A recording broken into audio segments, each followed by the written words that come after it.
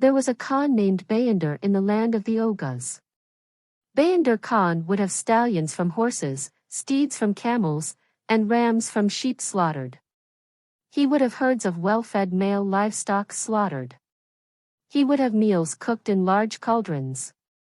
He would have rice poured from wide-mouthed pots. He would have buttermilk spread from fatty yogurts. He would have maras milked for kumis. He would have cold sherbets prepared. Once a year, he would hold a grand assembly for the Oghuz lords.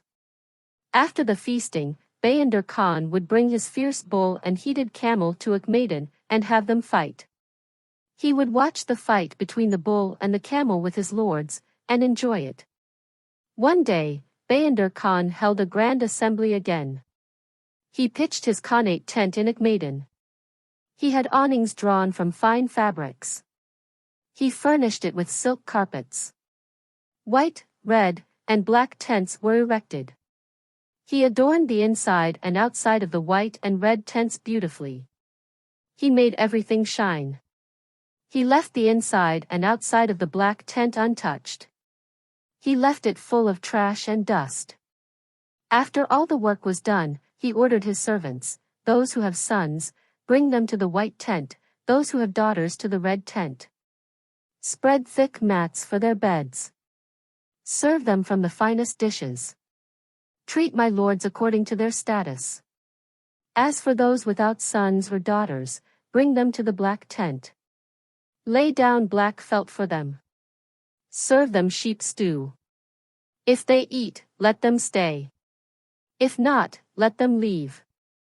God has disregarded those without sons or daughters, and so do we, he said.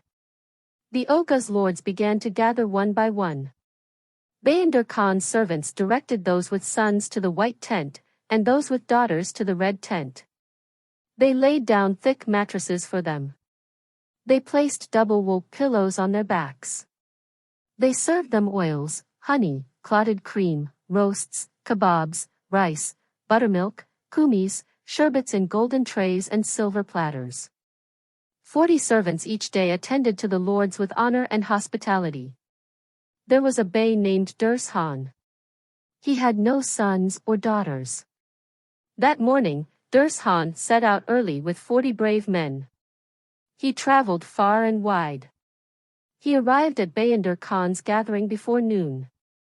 One of Bayandar Khan's servants welcomed Dirse Khan in the courtyard. He prostrated himself and led him to the black tent.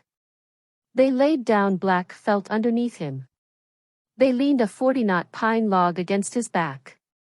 They left a black dish of sheep stew in front of him. This is the Khan's command, my lord. Dirse Khan couldn't understand the treatment he received. Why would Bayandar Khan command this of me out of the blue? He thought for a while. He tried to fill the empty, but it didn't fill. He tried to empty the full, but it wouldn't empty. To learn the truth of the matter, he turned to Bayandar Khan's servant, my lad.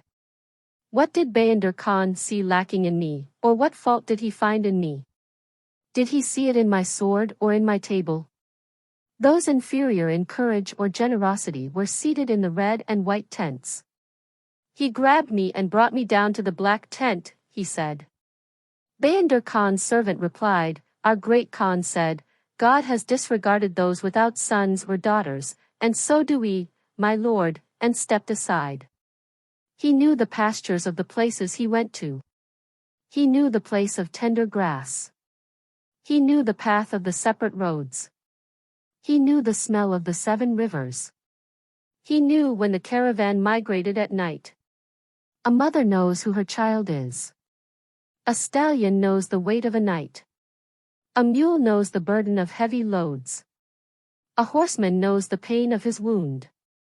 Who knows better what it means to be childless than Dirse Khan? Bayandar Khan's words pierced Dirse Khan's heart like a poisoned arrow. But the mouth isn't a sack to be closed. He rose from where he sat and addressed his 40 brave men, rise, my brave men. Bayandar Khan is not to blame for this. The fault of not having children lies with me or my wife, he said, and left without stopping. He mounted his horse and set out for his home. Dirse Khan came home in a distressed state. As soon as he entered the courtyard, he threw the reins of his horse over its neck.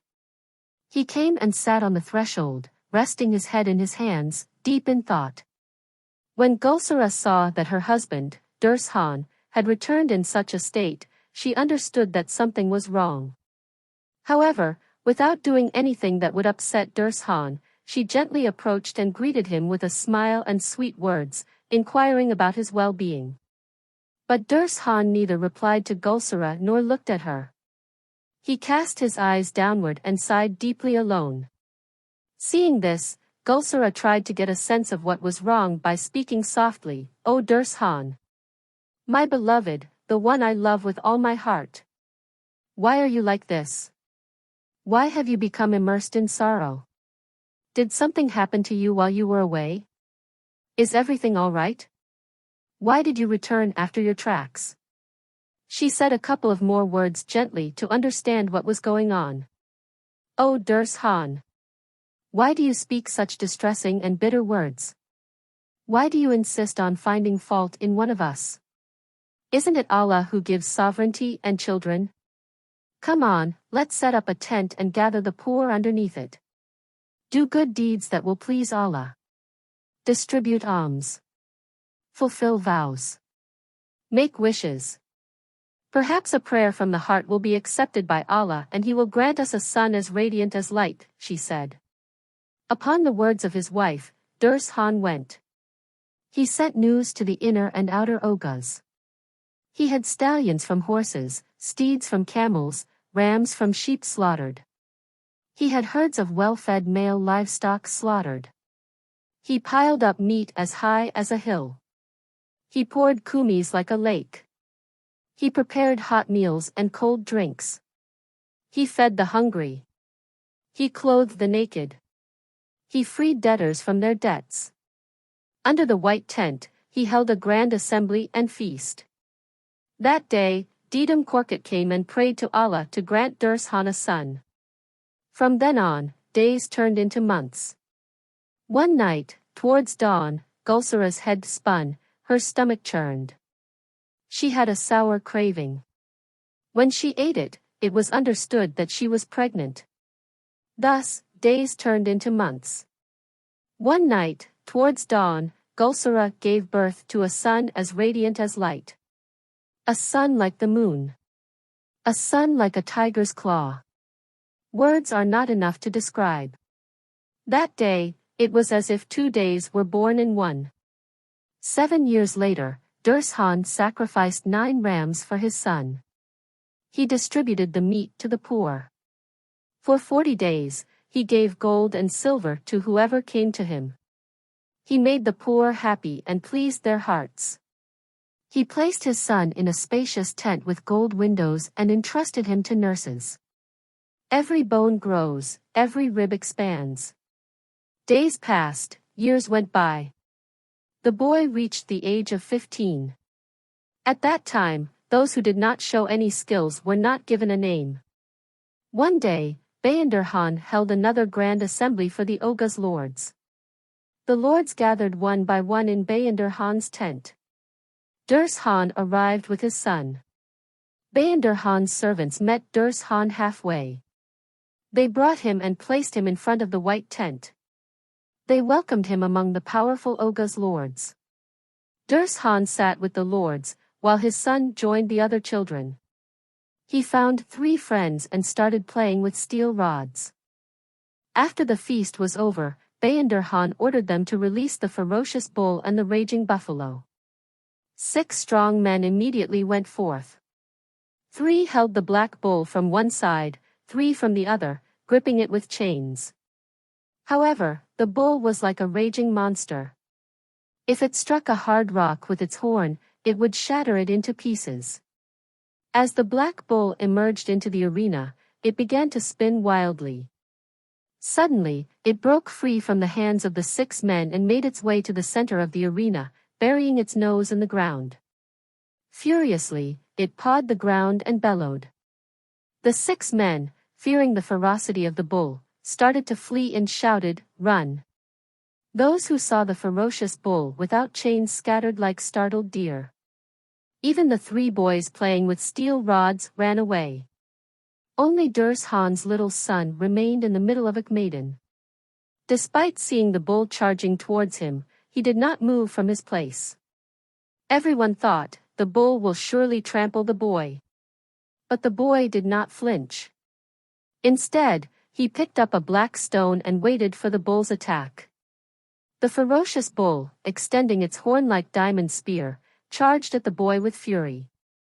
The onlookers' hearts were in their mouths. The bull, rushing towards the boy, aimed to strike him with its horns.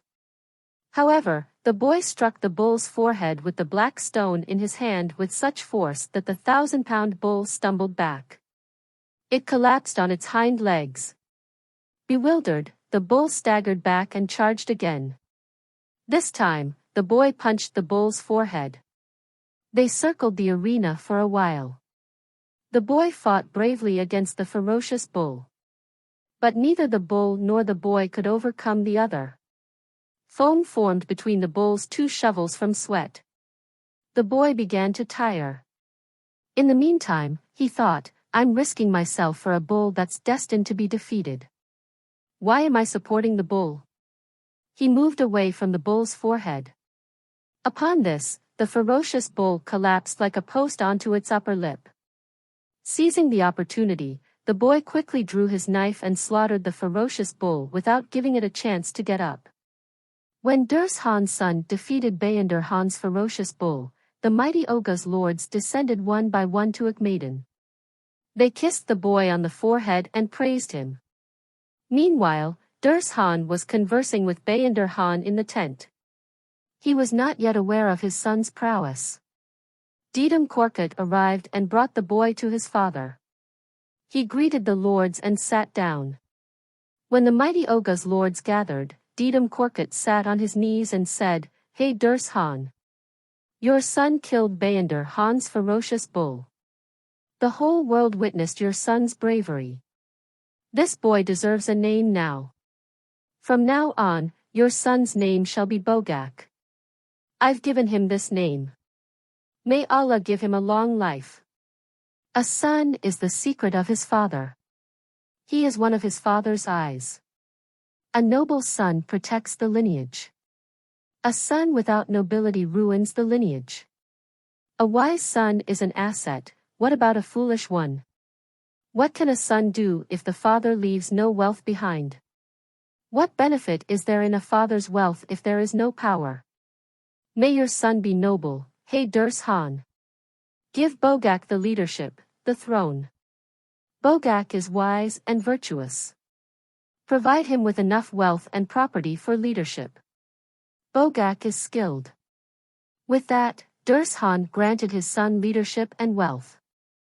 Boğaç, when he became a strong and brave warrior, no longer wandered with his father's men. He began to socialize with 40 robust and generous men like himself. This caused jealousy among Dirse Khan's men. They were almost bursting with envy. Eventually, they devised a plan to turn father against son. One day, 20 of Dirse Khan's men approached him and said, Master, do you know what happened? Your disobedient son attacked the OGLU tribes with 40 men. He seduced beautiful girls, frightened young boys. He tore the beards of the elderly and the hair of silver-haired women. News has reached from flowing rivers, they said. Rumors have spread from the dark mountains, they said. It has reached the ears of Bayender Khan, they said. Bayender Khan is very angry with your son. We are afraid his wrath may reach us. What use is such a son to you? Kill him. They told a great lie to turn the father against his son.